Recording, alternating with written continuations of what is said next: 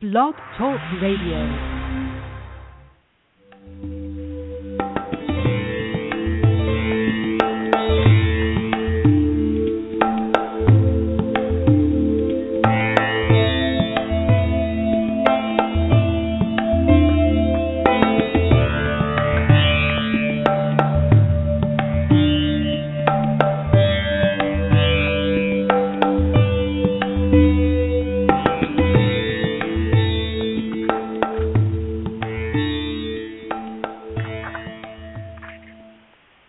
Hi, everyone. Welcome to the Wellness Coach on Blog Talk Radio. You are in for a really special treat today. I have been reading the book Dog Medicine, which is actually out today, and I have the very special honor of having the author, Julie Barton, in the studio with me. This is a just incredible book. It's really affected me, and it's been really therapeutic, and again, it's just such an honor to have Julie here today on the day that it actually comes out. So we're going to be talking about the book Dog Medicine. Dog Medicine is the story of a woman in deep depression, saved only by the love of a dog, who taught her what true love looked like. At 22, Julie Barton collapsed on her kitchen floor in Manhattan. She was 1 year out of college and severely depressed. Summoned by Julie's incoherent phone call, her mother raced from Ohio to New York and took her home.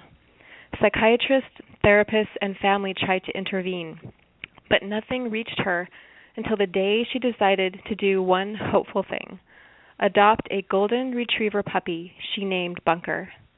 Dog Medicine captures in beautiful, elegiac language the anguish of depression, the slow path to recovery, and the astonishing way animals can heal even the most broken hearts and minds.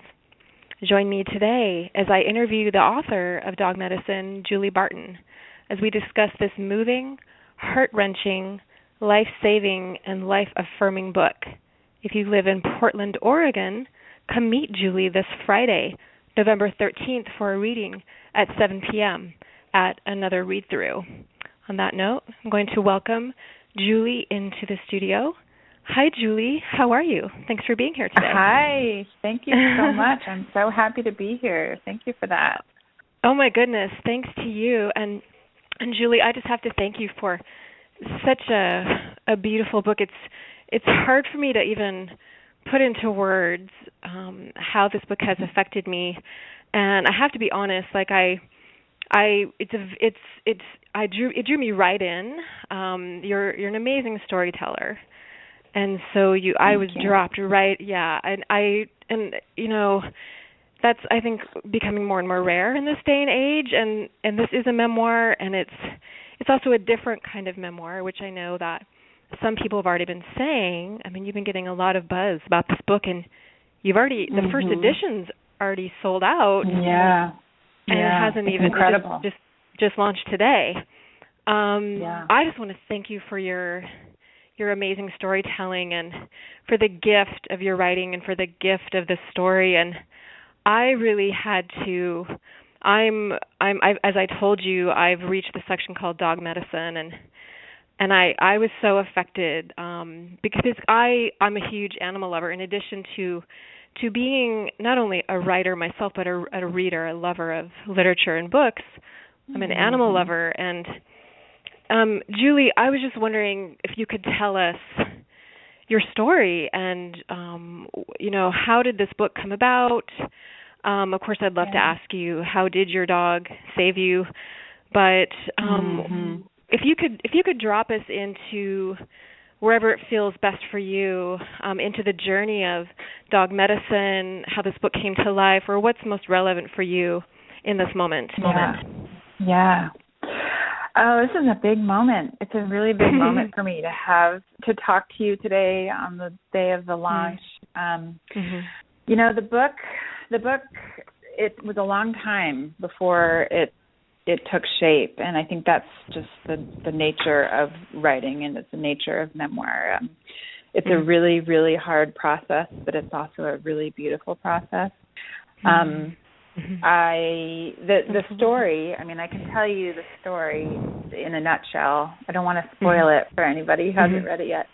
But, you know, I didn't know. It was 1996 when I had, I don't know what you call it. You could call it a breakdown, but I couldn't go on. And I collapsed on my kitchen floor, and I thought, either I'm just going to give up and lie here until I die, or I'm going to kill myself. Or, I mean, I was extraordinarily suicidal. I was very depressed. I didn't know what was going on because in 1996, I'd never heard of depression as a disease. I didn't know what that was. It wasn't in the public lexicon. And so I didn't know what was going on. I just thought I was weak. I thought I was stupid. I thought there was something wrong with me. And so, you know, I called my mom. She jumped in the car. She came and got me. And I went home and I tried to regroup, and I wanted to be an independent person. I wanted to be okay in life, and I really wasn't because my mind was not healthy. And doctors tried to reach me, and therapists tried to reach me, and my parents tried to reach me, and I was sinking further and further. But all my life, dogs and animals and nature have been a deep, deep solace for me. And so the first idea that I had about what might help me was getting a dog. And of course my parents were like, okay, let's go get a dog. And and I looked and I didn't find him right away, but when I found him, it was like, there you are. I've been looking for you. It was like we both felt that. It was a real amazing, I don't know, a spiritual moment where this dog and I were like, here we go. Now we're going to be in this together. And I'll never forget the first morning I woke up with him next to me. It was the first morning of my life that I woke up and didn't feel dread. I didn't know that I could wake up and not have that heavy feeling sitting on my chest. And then, the story continues with me trying again at a new city. And, Bunker taught me so much about, stillness, being still, being kind, approaching people with love and vulnerability. And, he changed my life. And, you haven't gotten there yet in the book, but there's a point where his life is in jeopardy. And, in the past, had something been difficult, a roadblock, something really scary or challenging, I would have crawled into bed and gotten under the covers and waited for it to pass or waited for it to do me in. But with him, I was absolutely determined to save his life. And it proved to me that I had strength. I had strength, and I had the capacity to save him and to, so he saved me, and then I saved him. And then all along the way, there's family issues that I learned to deal with and learned to forgive and understand. And then there's love, romantic love, and there's friendship that, he taught me how to, see romantic love in a whole new way, because I didn't feel desperation in the past. I felt with my boyfriends that if they didn't love me or call me or, show in, extreme or constant ways that they loved me, that I wasn't okay. And with Bunker around, I didn't need that. And also I was able to see, wait a minute, maybe that's not how it's supposed to be. Maybe it's supposed to just be easier. Like a different paradigm. So a different paradigm, yeah. And so, there's I cover a lot of topics in the book. Do you want to talk about one in particular? Absolutely. So if it's okay with you, I know that you said you didn't want to give away too much, but of course, the two things that really, well, actually there there are three things that really strike me so far in the book that as far as I've read, and beyond just your storytelling and your writing, which is, again, such a gift, is the topic of depression, and of course, dog medicine, which I would love to get into, maybe in the second half.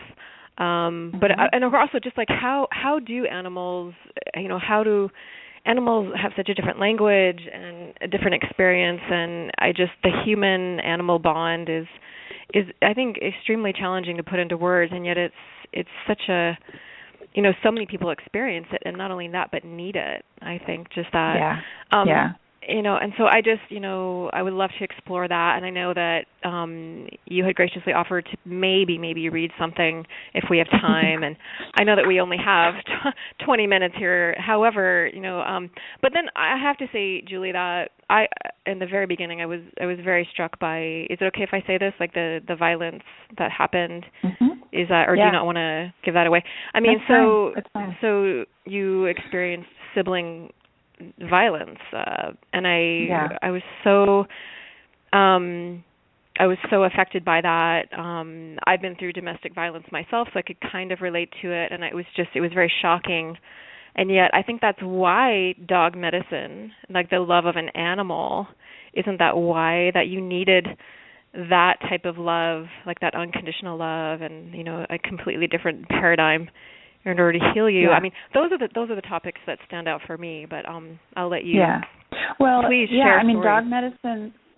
dog medicine for me started very, very early because, when I was not feeling safe or okay, I would take my dog into my room, and it was the touch of having a living, breathing being with me, leaning on me, or, licking my toes or anything. It was a distraction, but it was also a really, really deep solace for me as a kid. And, I was always identified as such an animal lover, and I had a menagerie in my bedroom as a kid. I had guinea pigs and hamsters, and, I couldn't get enough. It was really, and I think that part of the reason dog medicine is so effective, or cat medicine, or, I've heard from people horse medicine, because they meet us in an entirely different way. They meet us without words, which is a real gift. They meet us with optimism and a stillness, and like they don't have a tortured consciousness. They just don't. There's studies about the effect of a dog on the human body, and they literally release oxytocin when you're with the dog. I think that's what it is, but they make you feel calm. Like I'll be walking down the sidewalk and somebody will have a dog, or I'll have my dog, and the whole, even the social interaction changes. A door opens.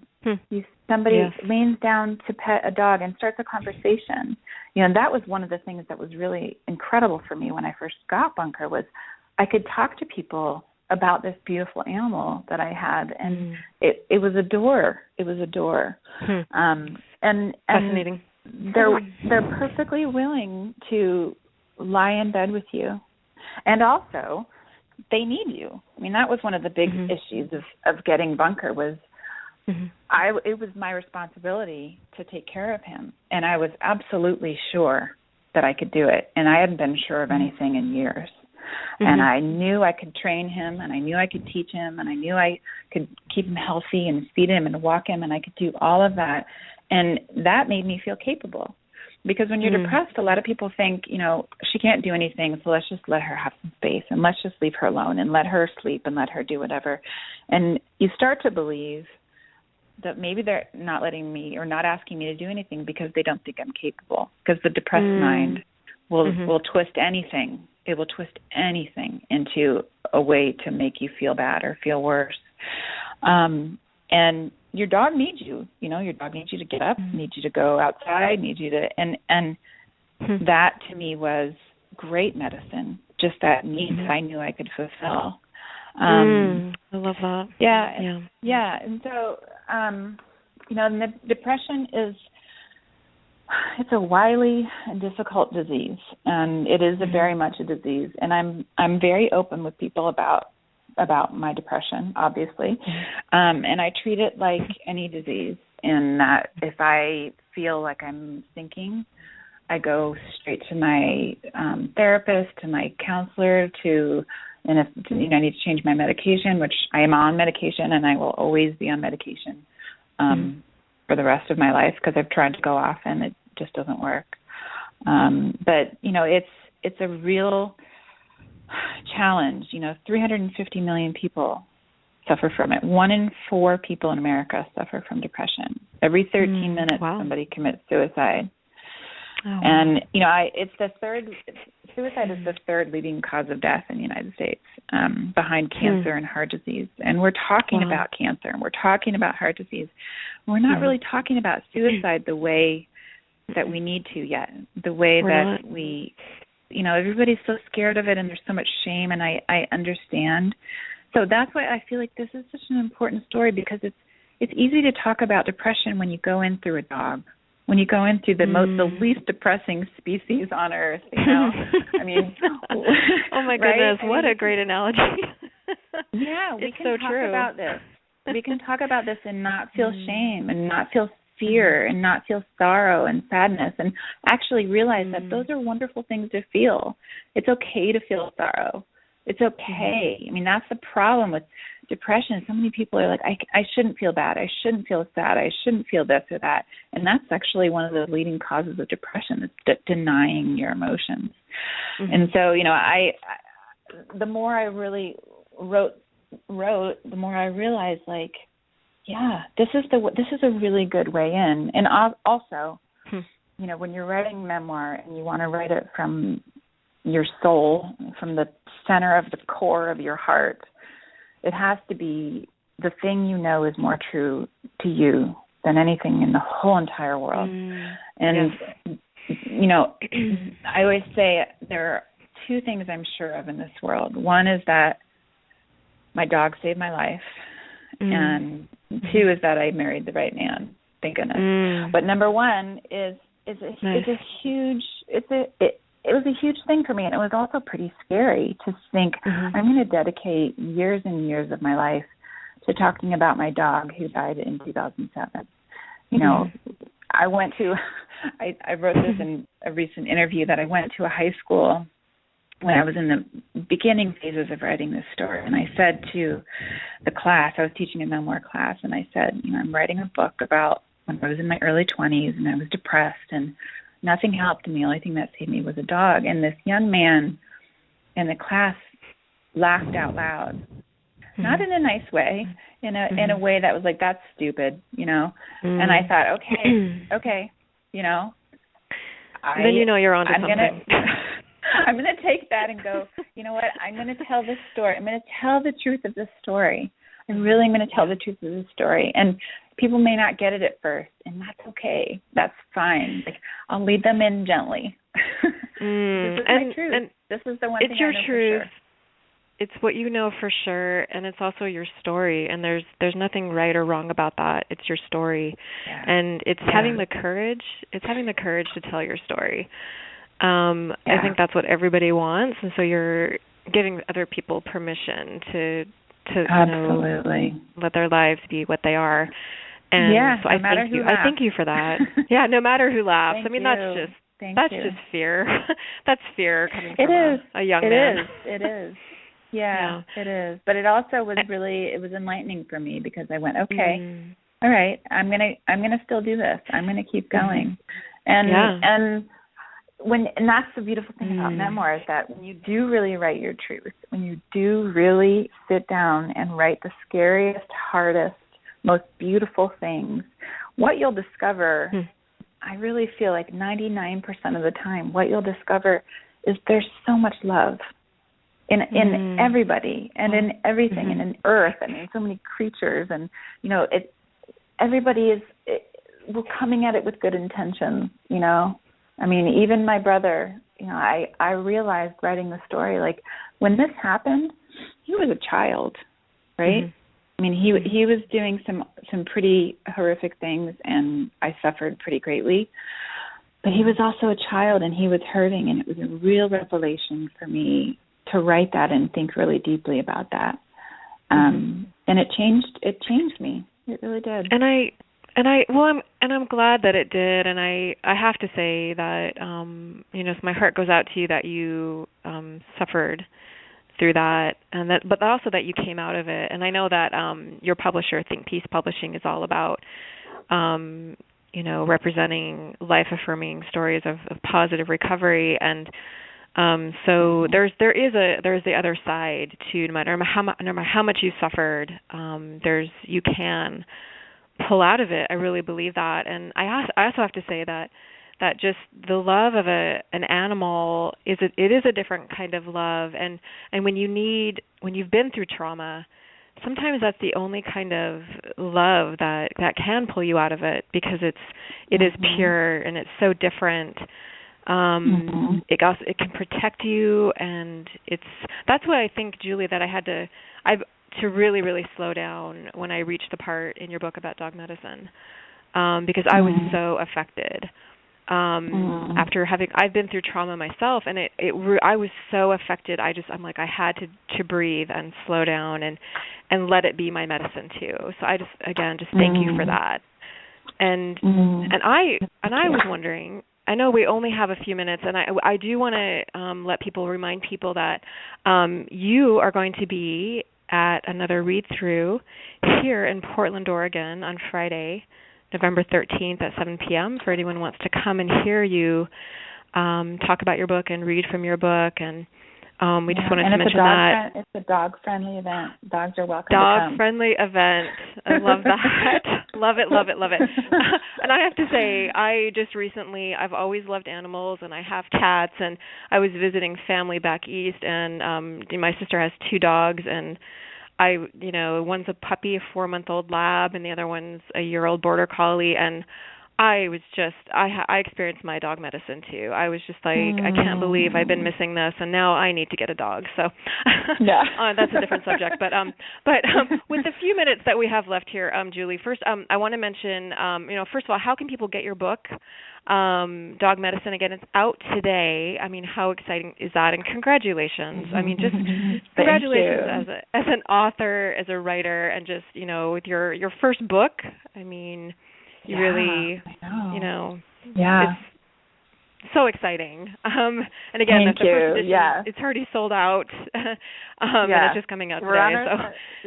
I know. We sold out of our first edition before it was launched, and there have been some indications that we're onto something, because that certain articles have been shared several thousand times, and you're like, okay, I think we're onto something. But people can get the book, first go to your independent bookstore, go to another read through, go to and if they don't have it, just ask them to order it.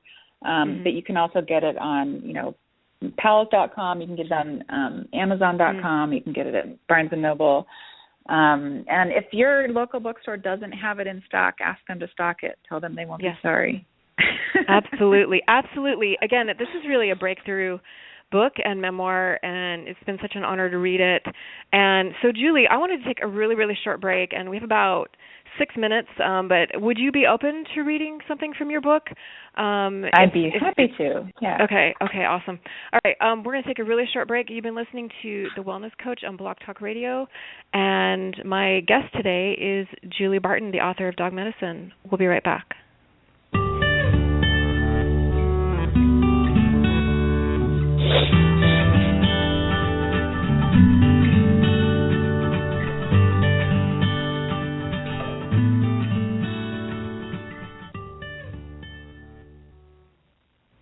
Hi, everyone. Welcome back. You're listening to The Wellness Coach on Blog Talk Radio.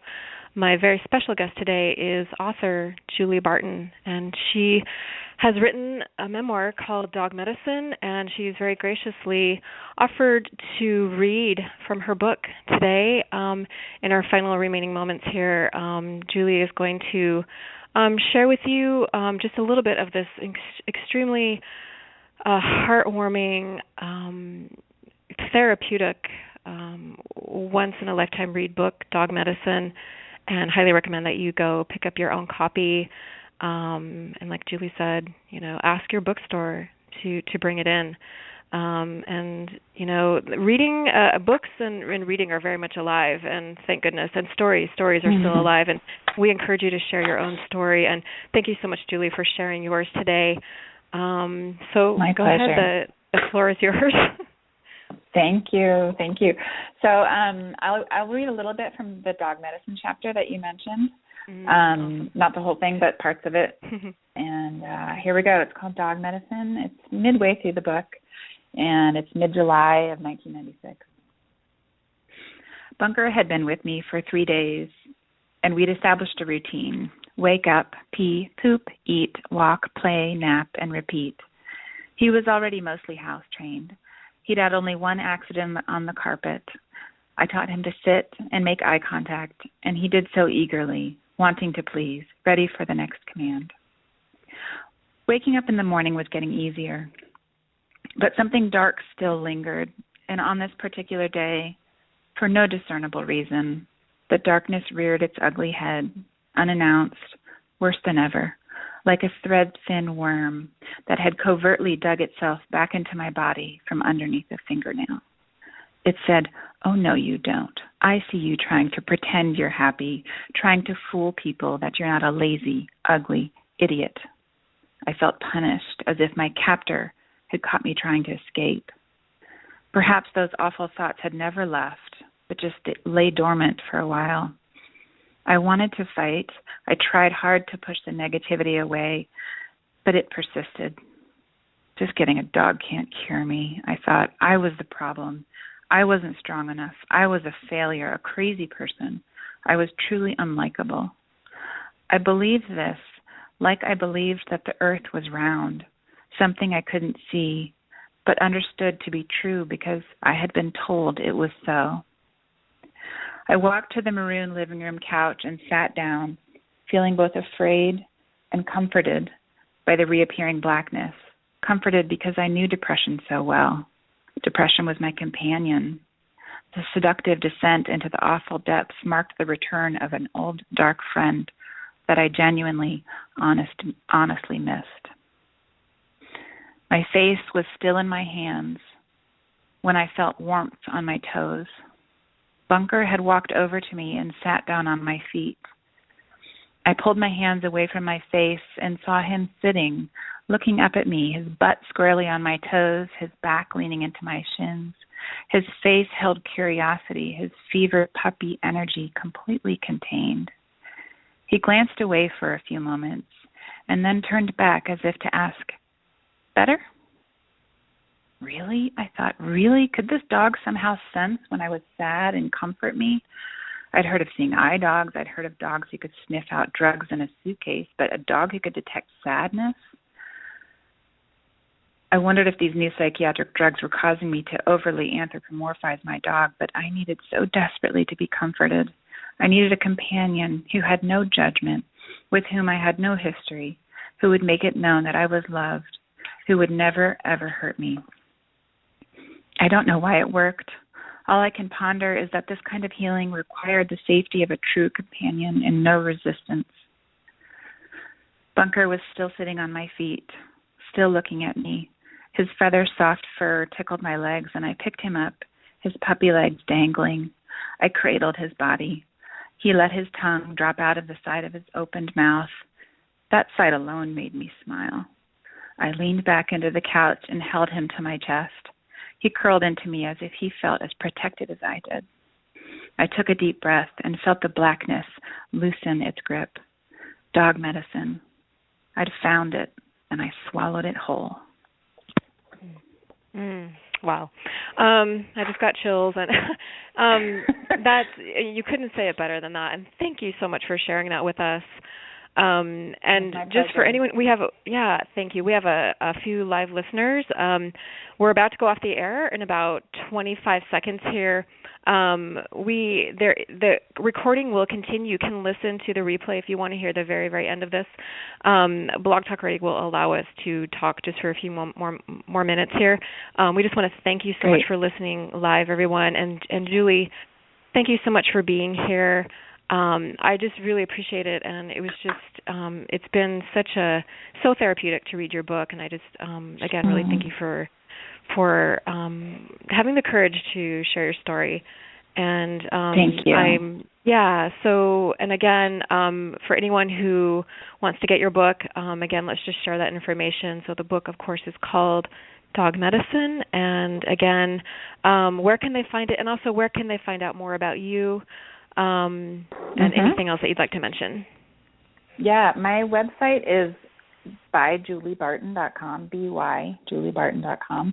That has a lot of the information about where you can meet me, or if you'd like me to, come to your town and I'm not coming there yet, send me a note and we'll see if we can get that working. And go to your local bookstore and ask for it. And if they don't have it, order it. And it is the first print run did sell out, but we have more on the way. So don't fret. It will only be a day or two. Don't worry. Don't worry. And also your publisher is Think Peace Publishing.